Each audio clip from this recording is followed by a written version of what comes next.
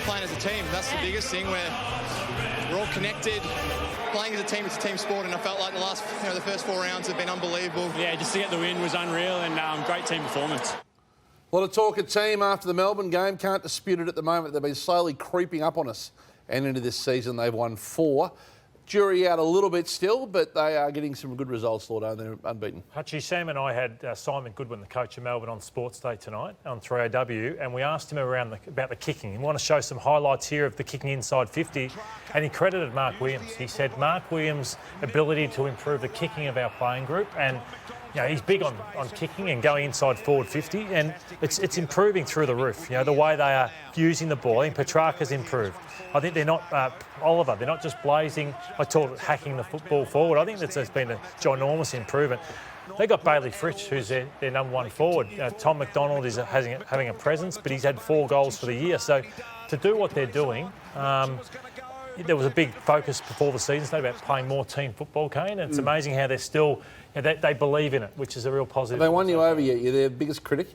No, I think we showed so many clips last year of exactly the opposite to that. So it's good to see. It's good to see that. I like when teams talk and then they back it up, because for the last 3 years, far too much talk out of Melbourne and they're not delivering on the field. So to see that, I'm interested in their forward line structure though, because it's functioning well. You commit 4 years to Ben Brown, you have to play him. You can't let him sit on your list for 4 years. Would you play him when he's fit, and where does he fit in?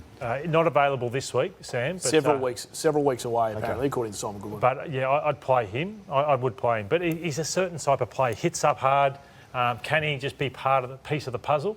I'm not so sure, because he was a dominant player at North Melbourne. I just want to talk about Jackson's been the move, isn't he? Oh, yeah. He's elite. He's like one of the kings at the moment, that he's getting his hands to that many balls, but it's only a matter of weeks before he starts taking everything and potentially kicks 4 or 5 in a game.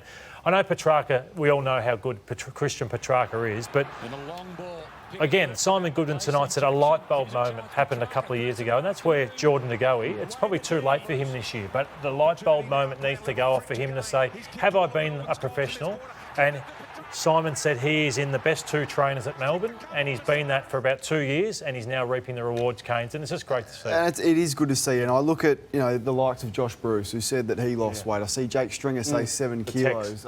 Tex is the other one. So players like Darcy Fogarty, if you are struggling, ring up Christian Petrarca and say, what did you do? Because I could almost be you if I can get myself in the shape. Jordan De Goey, is he a lost cause? I'm not sure, but I'd like to see that. A very odd time for the president to be standing down when hope is high. Yes, certainly. Ben Bartlett, who's served for 8 years. Yes, and we'll hand the reins to Kate Roffey, if not has already. But what we know tonight, Craig, is that Glenn's time at the club has not only ended, but it's ended in some acrimony. He's lost the trust of some people on the board. His relationship with certain stakeholders, both internal and external, including the coach, Simon Goodwin, is not what it was. And that wouldn't have an impact on his... Regardless if that's true or not, that doesn't impact... He's the boss, Glenn. Yeah, of course. He doesn't answer to Simon.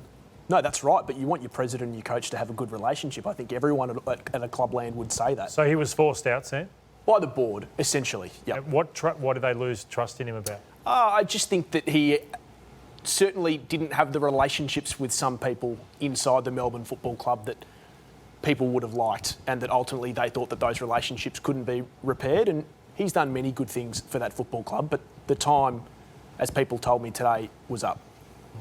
I think he's done a good job and was a man for the times, and fair and well done to Kate, who gets the opportunity.